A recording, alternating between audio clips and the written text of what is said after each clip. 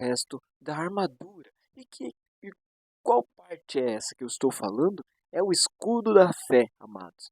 E hoje nós vamos falar sobre o escudo da fé. Então já vai abrindo a sua Bíblia em Efésios, no capítulo 6 e o verso 16, porque é o que nós vamos ler agora.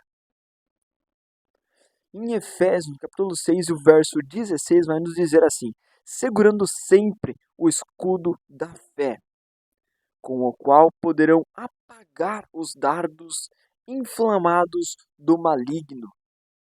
Então veja bem, amados, o que são esses dardos inflamados do maligno? Nós vamos aprender um pouco mais no decorrer do estudo. Mas antes, vamos para uma breve definição do que é esse escudo.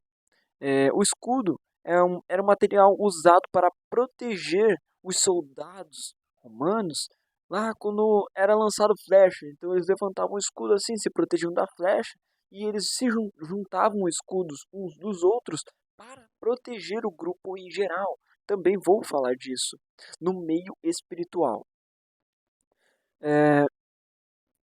E aqui a gente usa o escudo não no meio físico, mas no meio espiritual.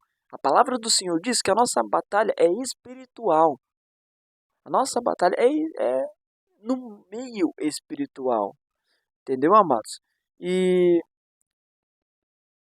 lá em Romanos, no capítulo 5 e o verso 1, vai nos dizer assim: justificados por mediante a fé. E lá em Coríntios, 2 Coríntios, na verdade, deixa eu até abrir aqui, amados, em 2 Coríntios, no capítulo 5, verso 7, aqui vai nos dizer assim: porque andamos por meio da fé, por fé, no caso, e não porque vemos. Entendeu, amados? Vou dizer mais uma vez: porque andamos por fé e não pelo que vemos. A fé é a crença naquilo que não se vê. Essa é a fé. Eu acabei lendo errado a primeira vez, mas enfim, estamos aqui para aprender e passar a palavra também, né? Então veja bem, o que esses dois versículos de Romanos e de 2 Coríntios têm em comum? A fé. E a fé é a principal defesa do escudo espiritual. Ou seja, quando nós chamamos aqui de escudo da fé, é literalmente usar a nossa fé em Deus como escudo dos dardos do inimigo. O inimigo vai lançar dardos. Eu separei 3 aqui, tipo de dardos do inimigo, que podem inflamar a nossa vida, que podem machucar a nossa vida, que é a dúvida, a tristeza e as feridas. Vou citar aqui exemplos bíblicos pelo qual o inimigo pode usar esses três tipos de dardos para nos atacar. E como que a gente deve se defender disso? E o primeiro exemplo, amados, vai ser em Tiago. Lá em Tiago, eu abri um Tito aqui. Em Tiago, no capítulo 1 e o verso 6, vai nos dizer assim: peça, porém, com fé, em nada duvidando, pois o que duvida é semelhante à onda do mar, impelida e agitada pelo vento. Então veja bem, amados, a dúvida, ela não pode nos atingir se nós estamos com o escudo da fé. Se nós cremos em Deus, cremos na palavra do Senhor, cremos que Jesus Cristo morreu por nós e que nós temos que a salvação veio por meio da graça de Deus, aí, meu amigo, aí o inimigo não pode nos atingir, porque nós estaremos com o escudo da fé. E é dessa forma que nós vamos usar a fé naquilo que ainda não aconteceu, a fé naquilo que não é material. esse tipo de fé. Amém? Então, o primeiro dardo do inimigo é lançado é a dúvida. E muitos se perguntam na igreja: você crê na sua salvação ou você tem dúvida da sua salvação? Se você é justificado pela graça e a graça você não é merecedor, o conceito da graça é você não é merecedor, você recebe uma coisa que você não é merecedor daquilo. Não há obras que você faça que vai merecer a salvação. Veja bem, amados, a gente ganha a fé, a gente ganha a, a salvação pela graça de Deus. Mas a gente pode perder a graça por méritos nossos, pelas escolhas nossas. Há um livre-arbítrio perante a Deus e ao mundo. A gente pode escolher dois caminhos: o caminho do mundo e o caminho de Deus. Isso é livre-arbítrio. Só que quando você escolhe o caminho do mundo, você está perdendo essa salvação. Eu quero falar no próximo vídeo sobre a questão que está acontecendo agora dos carnavais. Carnaval aqui no Brasil é muito forte.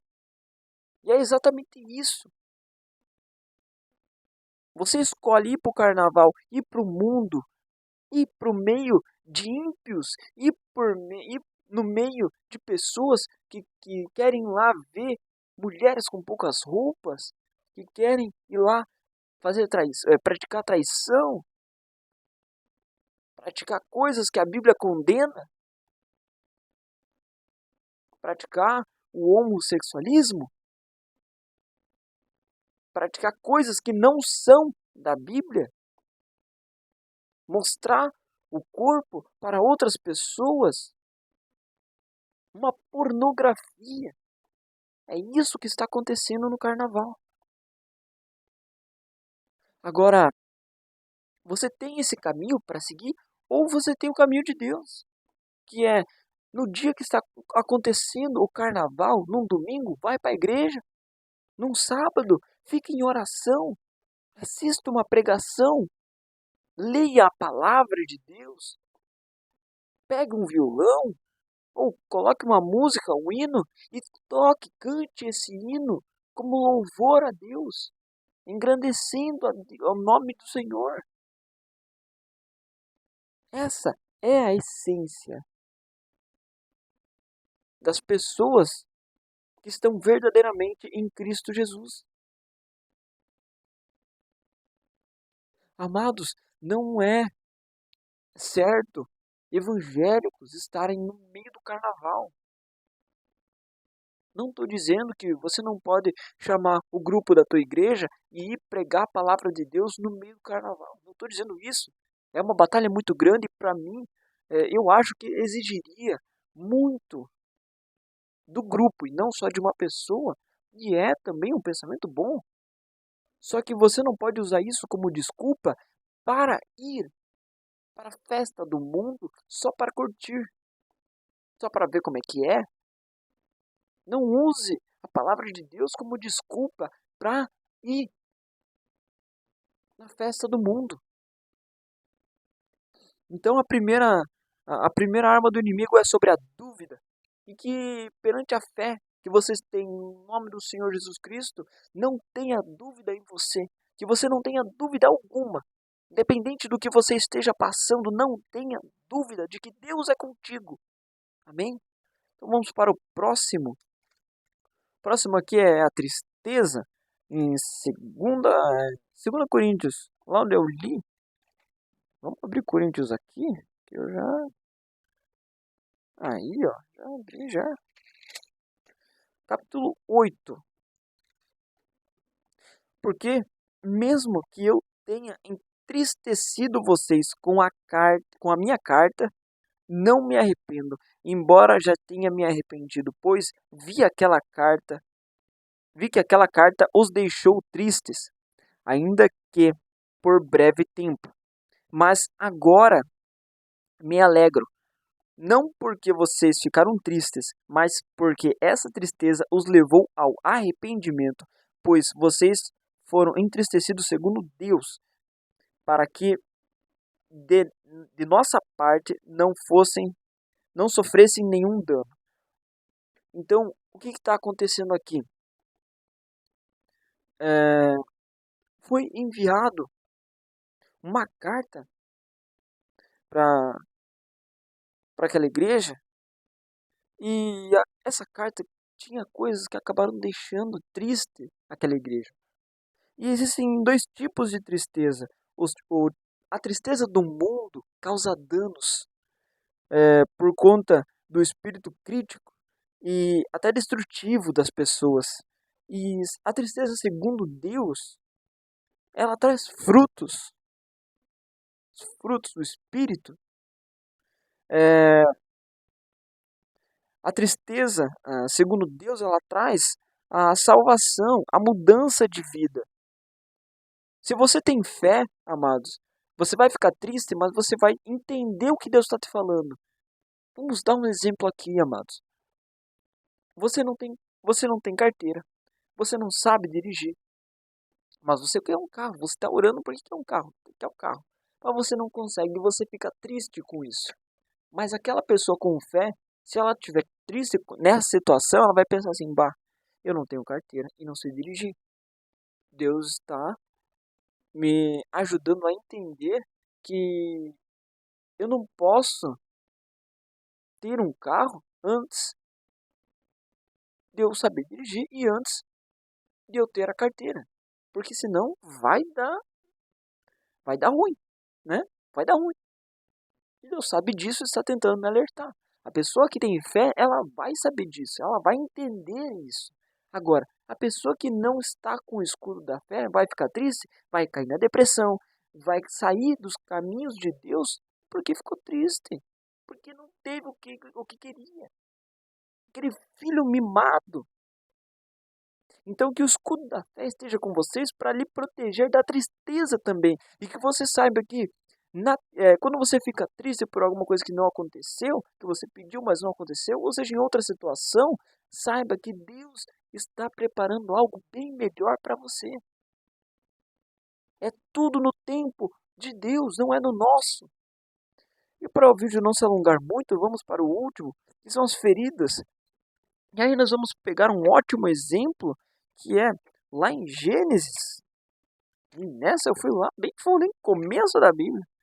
Fui de 2 Coríntios a Gênesis, vai vendo. Então vamos lá, amados. Em Gênesis, no capítulo 39, deixa eu abrir aqui que é, né? Capítulo 39, o verso 1 ao 20, vai nos falar sobre a questão de José, que foi comprado por Potifar, oficial do faraó. E ali na casa do Potifar, Josué tinha uma confiança de Potifar. Tanto é que Jesus não, perdão, José administrava os bens de Potifar. Mas aí a mulher de Potifar, e olha como o inimigo usa, olha como o inimigo usa as coisas que estão a favor dele para tentar machucar o povo de Deus, para tentar levar o povo de Deus para o seu lado.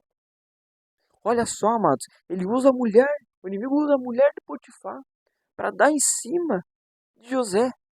Mas José se permanece firme, com destaque aqui no verso 8, que vai nos dizer assim. Minto, amados, é o verso 9, que vai nos dizer assim. Não há ninguém nesta casa que esteja acima de mim. Ele não me vedou nada, a não ser a senhora, porque é a mulher dele.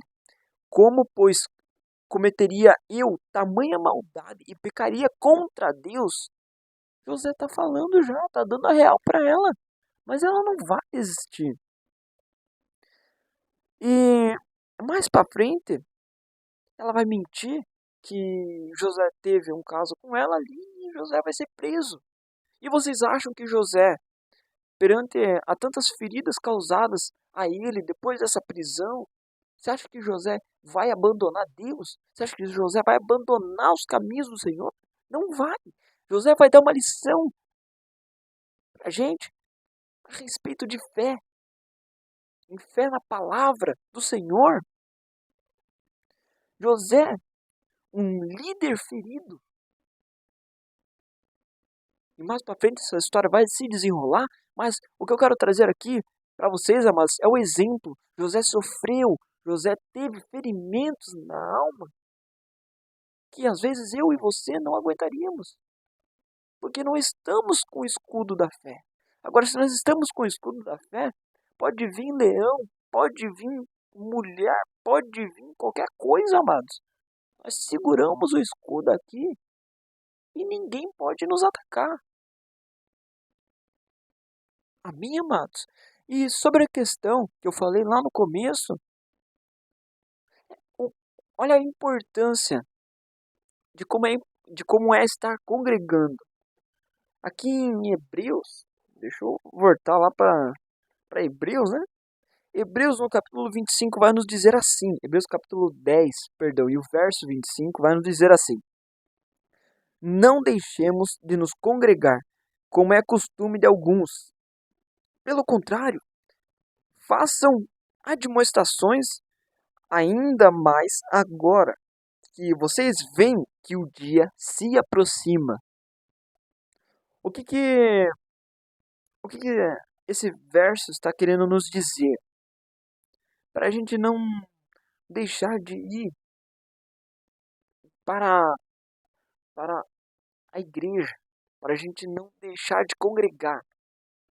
Olha aqui o comecinho do verso, não deixemos de nos congregar, como é costume de alguns. Vejam que naquela época, algumas pessoas já falavam, eu não preciso ir para uma congregação, eu não preciso de uma igreja para ser salvo.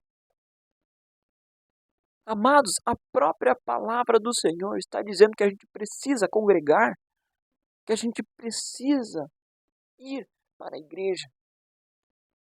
Não é que Deus que precisa da gente na igreja, é a gente que precisa estar na igreja, porque o Espírito Santo está agindo nas igrejas. Está agindo em nós, concordo, o Espírito Santo está em cada um de nós, mas também está agindo na igreja. E às vezes a palavra que é ensinada na igreja é para trazer a salvação para você, mas você não quer ir na casa do Pai, você não quer louvar ao Pai, você não quer escutar uma pregação, escutar a palavra do Pai. Você está ignorando a casa do Pai e ainda assim quer ser salvo. Até quando as pessoas vão ignorar as igrejas? Até quando as pessoas vão dar mais ressalva ao carnaval? Vão dar mais ressalvas à festa e bebedeira? E vão deixar as igrejas de lado? Vão deixar os caminhos do Senhor de lado? Até quando? Quando Jesus voltar, lá em Apocalipse no verso 19, abrir aqui, amados, calma aí. Quando Jesus voltar, aí as pessoas vão bola. Olha aqui, ó. Destacando o verso 16 do capítulo 19 de Apocalipse. No seu manto e na sua coxa está escrito Rei dos Reis, Senhor dos Senhores.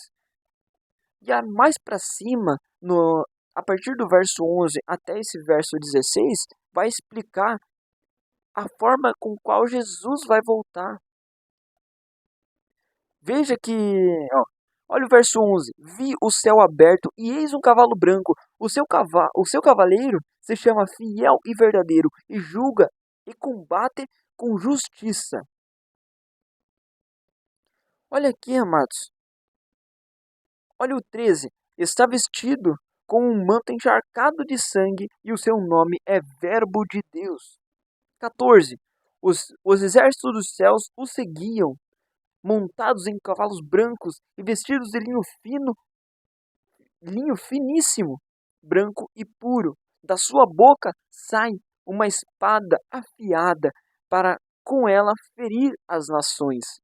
Veja que Jesus não volta mais como um cordeiro passando a mão, salvando as pessoas. Agora ele volta para o juízo final. Agora ele volta com exército, com cavalo, ele volta de uma maneira diferente. De uma maneira, aqui como disse aqui no verso 15, da sua boca sai uma espada afiada, para com ela ferir as nações. Não pense que Jesus vai passar a mão na sua cabecinha quando ele voltar na segunda passagem. Não pense que você vai ser salvo de última hora. Não pense que vai ter uma segunda chance. A sua chance é agora. Enquanto há os últimos pregadores se levantando, enquanto há a palavra de Deus ainda podendo ser propagada, essa é a sua última chance. Entregue a sua vida para Deus.